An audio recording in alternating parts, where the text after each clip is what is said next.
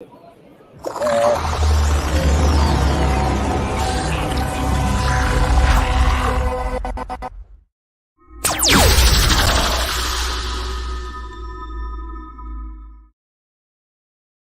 going on, car guys and car gals? It's Lou Ramirez, the car guy. Fred Leonard's subprime hero.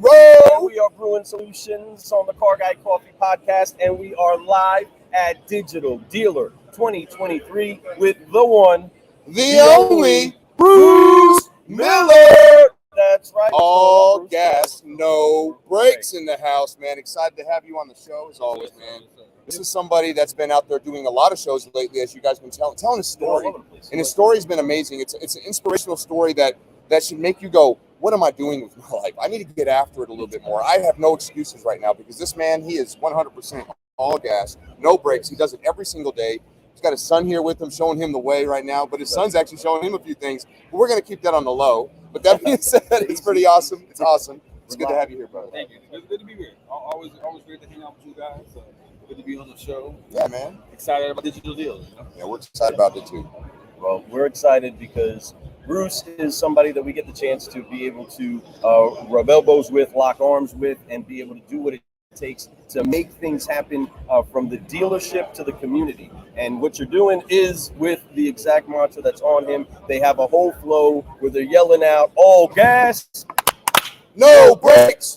Woo! And when they get in line together for that, I mean, they can do just about anything it is that they actually want to do, showing them that no excuses, remove the excuses, make some moves. Why is it so important that people do continue right now, especially in the time that we're in the moments that we're challenged with?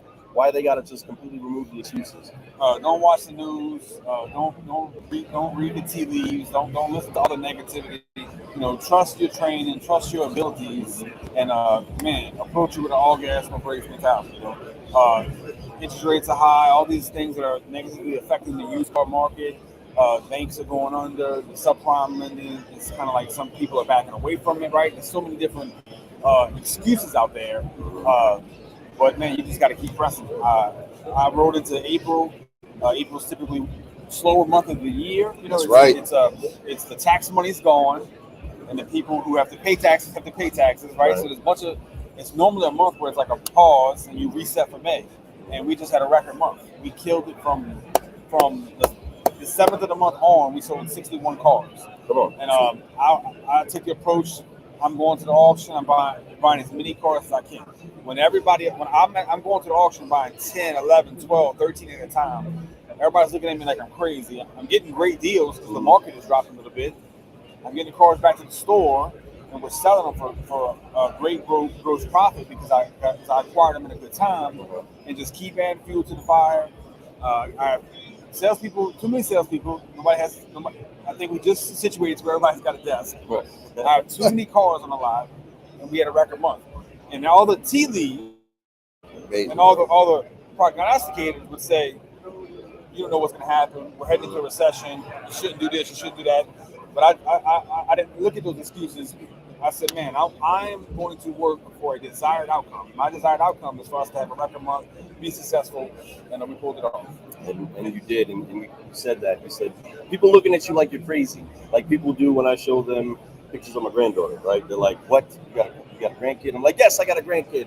And I'm thinking of my grandbaby because I can't help to do it, everybody. You all understand where I'm at right now. But in that, my grandbaby is going to be inside of a certain measurement of clothes, and it's measured by months. So when it comes to the months inside of doing what you're doing, you still, Bruce Miller and Miller Motors are inside of baby clothes. The dealership itself still can fit inside of baby clothes. Yeah. And last month, from the 7th on, you did over 60 cars. Brother, that is what all gas, no brakes is all about. An independent dealer inside of Louisiana, come on, guys. Dude, no excuses. You just made moves. No. In baby clothes. 19 months ago, I had no inventory, no employees, no floor plan, no banks. 19 months ago. And opening a business and doing things and moving at the rate of speed that I'm moving, it's hard to do during the pandemic. Lending, banks are afraid of the money. You know, now I have $3 million worth of loans in my company's name. Like I said, sold 725 cars my first year in business. You know, so Just all gas, no brakes. You know, I have these guys coming in, training in my store, doing a great job. Thank you. They fit in with the team, fit in with the culture. It's like I have an extra manager, you know. Yeah. So if anybody's thinking about adding solutionaries to your store, I highly recommend it. You know. But again, I'm an independent guy, but I'm paying for training. You're saying no excuses. Even me, with my 23 years experience and all that I've accomplished, I participate in 2 hours of training every week. You know, with the 800% Club. I signed up these guys to come teach my managers and grow my sales staff. We had Elliot. Andy Elliott, you know, I got a little training platform for Andy Elliott. All the salespeople have a login. You know, I hired an 18-year-old kid, and I said, man, the only thing I want you to do is take 10 tests a day and to get better, to embrace it, you know? That's it, right. Now his word tracks are as good as anybody at the store because he's doing it. So, again, in these economic times, people would say, well, don't spend this, save this. No, man, that's all gas, no brakes. Come on. I'm trying to come out this recession, come out this pandemic with 4 or 5 used car lots.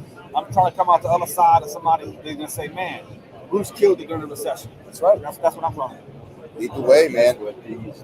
That's some powerful stuff what he just said there. Like, seriously, like, think about that. Like, the beautiful thing is that you literally were like all in, like all gas, no brakes. You had to. There was a time where it was just like, this is the moment. This is when I have to do it. You went after it. You took a big chance on yourself. You took a huge chance on yourself. But what was beautiful is what you built up over the last 23 years. The people. You say yourself, the staff that he has at the store, most of them, besides a couple of the young ones, but I'm going to tell you, those young ones know, their pops know him. Yeah. So that's how they got in. This is like a family thing. They all want to be part of what Bruce is about, right? And they all feed off that energy. They know that to get to the next level, you have to seek out people at that level. And that's the same thing he's doing. He talked about being part of the 800 Club, right? Learning and being amongst other amazing dealers out there in this country, all over the country. With Glenn, so many others. Then he hires people like Lou and I to come in and do things for his staff to make sure that they get to the next level. That's what it takes. It's not sitting back and hoping things happen and work out. That's never going to work. The real things that work is putting work together, putting good work behind that faith that you have. And God is good, and God's going to provide. But that's what it takes, is you have to believe and keep your eye on that prize. It's a powerful thing. Yeah. So with that, I mean, because we know amongst us, right? We operate by faith, and you're very, very, very loud about that. And it's something that we're trying to continue to make sure that we keep moving forward for the industry. Is that there's more people that have faith inside of God, have faith in the Father, have faith inside of themselves, and have faith inside of their people, the processes, and the things that it is that we're supposed to do. We're fusing so much together inside of that.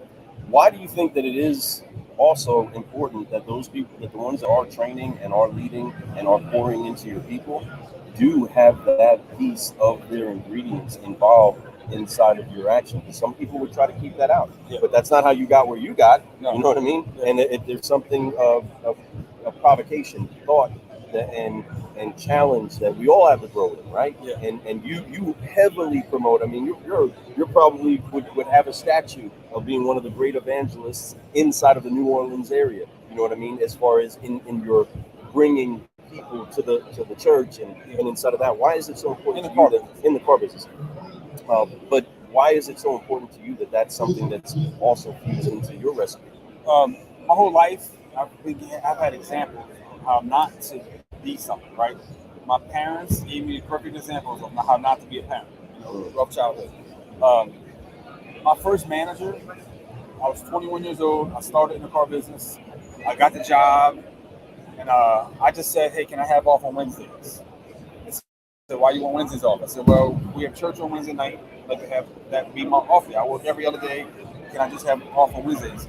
And that manager said, "I am your God now." It's exact words. "I am your God now." Wow. And you need to be worried about me. It's pretty scary there. And look, I had just joined the church too.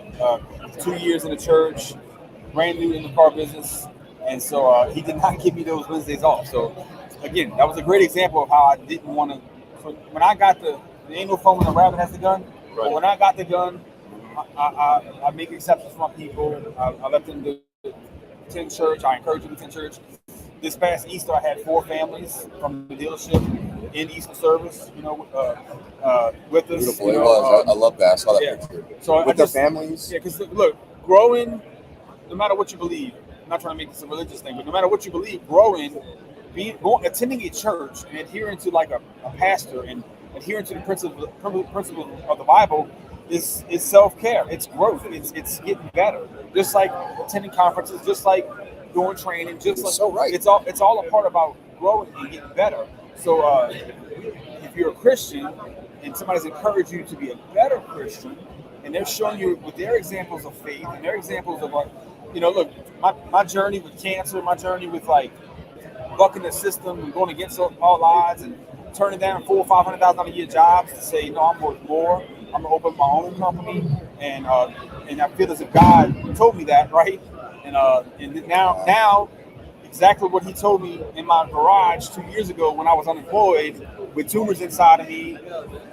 I have that dream, and we moving forward to more, and it's all my relationship with God. So It's a continuing thing of like getting better. You know what I'm saying? I'm trying to get better on Sundays. I'm trying to get better on my Zoom calls with 800%. I'm trying to get better when you guys come to the store. I'm trying to get better here these next 2 days.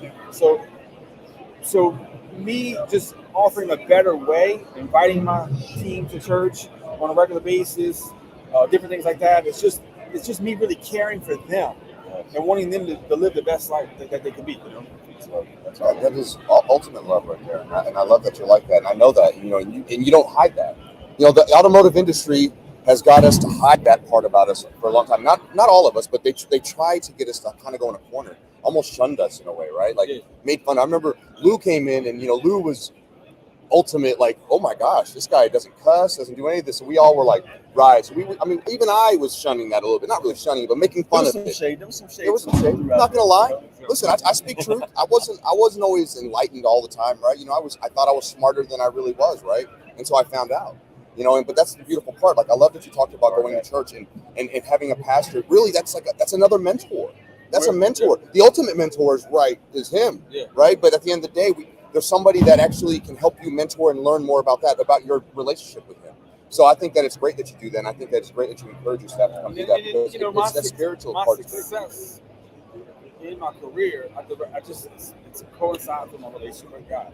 Hey. Because like we in the industry, everybody understands this. We're in the industry that you can make an unlimited amount of money in any single month, right? So if you was like living a life that was pleasing to God, and God spoke the world into existence, you think He'd give you a couple extra car deals? You think he can put the odds in your favor, right? Yeah, I think He can do all that. Right. His favor isn't fair. There's many people more successful than me. Okay, but my mom had me at 15. I'm a high school dropout. I had friends murdered, did 10 plus years in jail. I barely escaped my childhood. I don't have a memory in my childhood of my mom telling me that she loved me or my dad being proud of me. I'm an only child, but it just was like, I didn't really feel love until I got into the church. When I received God and got baptized at 20 years old, I felt love that I had never felt before, And so when I got under the direction of my pastor, I kind of like started the car business at the same time. So I was witnessing, I was paying tithes, I was giving offering, I was attending church. I did whatever the plan they gave me, I did it because I didn't want to be that person. I didn't want to be what I came from, or what possibly I was destined to be, right? The sense of the Father passed down through the generations, those generational curses. I didn't want that no more. I wanted better for my kids and my family, and so I fought for it. And then the blessing of God started chasing me down. I was a 22-year-old salesperson of the year, a 23-year-old finance manager. I've been in management since 23 years old. Think about it. In this day and age, the 23-year-olds that you interact with today, right? Imagine one of them being your finance manager at the dealership. And so 20 years in upper management, and I directly give it all to God. I wouldn't be here. I wouldn't be this person if it wasn't for God. Amen to that. And I love that testimony there. That's a huge testimony. I mean, that's what it is. That's what it's about. It's about sharing yours.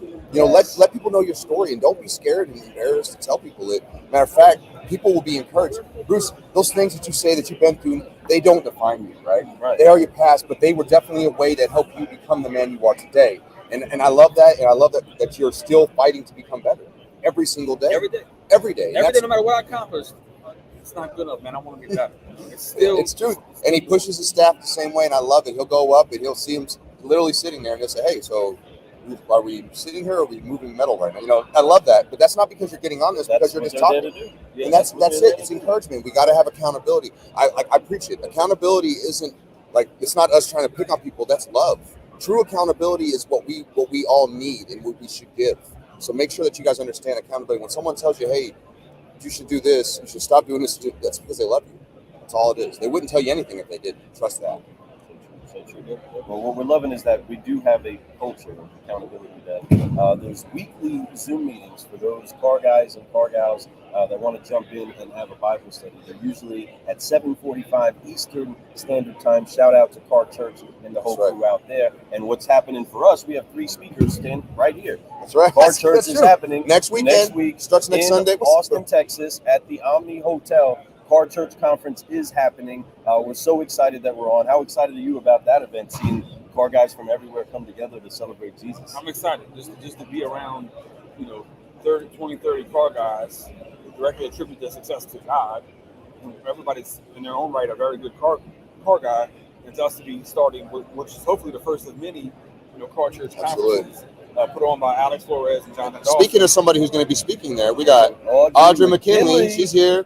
She's saying good morning. She said some really nice stuff. I have solutions for you too. After we were talking about that earlier, she said it's all about mindset. Yes, come on, speak when you were talking. Come on. And then she says servanthood. Right. Yeah, she's got a great heart. She's really she's going to be there too. Also, so be looking forward to her speaking, because she's going to bring some truth. I know that. Yep. And that girl got some pipes on her. She can sing too. If y'all never heard her sing. But anyway, love you, and go get her book. Land of Milk and Honey. Singing? I can't sing or dance. Oh, whatever. We've seen him dancing. He actually got moves. I worship and praise God, but where I sit is like a halo, right? Nobody sits around me. I drown out the music. I love it. That's why they turn up the music so loud, right? So that people don't hear other people sing. AJ is the music minister. He is. AJ, shout out to you, brother. We honor you. Appreciate you. Brother. That's my Love man, your leadership. Yeah. You're doing your thing over there, bro. Big things are coming your way. Keep working hard. Well, car guys, car gals, you know the deal. We are live at Digital Dealer 2023. There's a lot brewing. There's a lot stewing. And we want to keep you involved. So make sure that you keep paying attention to the podcast. Make sure that you keep checking in on our channel, see who it is that we're talking with. But we started things off right. The way that we start off our days, the way that you want to get things moving, is by making sure that you apply all gas, no brakes. Woo! And let's get things rocking. Before we finish off this show, let's make sure that we do drop those F-bombs and get this conference started off right, because in order to caffeinate a conference, Fred, we got to make sure that we forgive, focus, and fly. So let's go ahead and get this rocking and rolling, everybody, loud and proud on 3. 1, 2, 3. Forgive, focus, fly, and keep growing. Keep growing. Thank you so much for tuning in, everybody, and those all around. I am Lou Ramirez, the Car Guy. I'm Frelin Arts, Subprime Hero. And you've been brewing solutions on the Car Guy Coffee Podcast with the one, the only, Bruce Miller. Thank you so much. All gas, no brakes. We'll see you all later. Have a good one, and go ahead and come.